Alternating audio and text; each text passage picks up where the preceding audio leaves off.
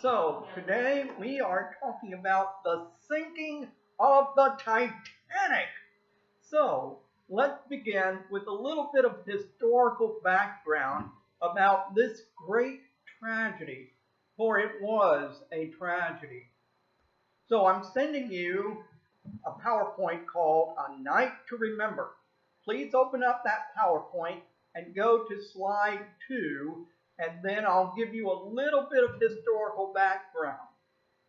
So, on April 10, 1912, the RMS Titanic set sail across the Atlantic Ocean on its maiden voyage from Southampton, England to New York City in America. The men who built her boasted that she was unsinkable, and yet, on the night of April 14, 1912, at 11:40, she struck an iceberg, and 2.5 hours later, she slipped beneath the waves of the ocean to be gone forever. Now, there were 2,200 people who sailed on board her. That included passengers and crew members. But of those 2,200 people, over 1,500 either went down with her or froze to death in the cold waters of the North Atlantic Ocean. Only 705 passengers were rescued and survived this tragic event. Now, to give you a little bit more information about this tragic event in history, I'm going to send you another video. It's entitled Titanic 101, and it's produced by the National Geographic Society.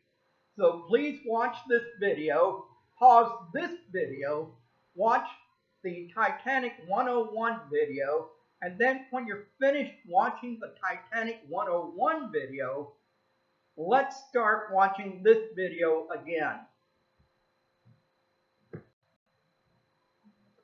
Okay, now let me give you a little bit more background.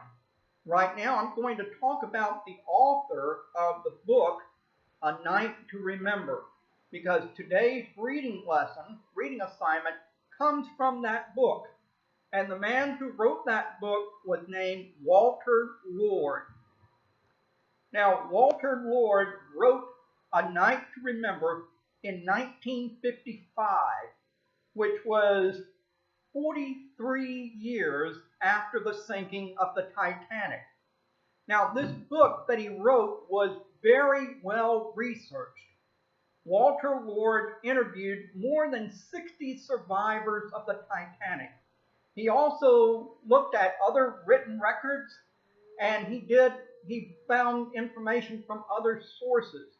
So this book that this chapter comes from is very well researched. And that means that everything that is presented in this book is true.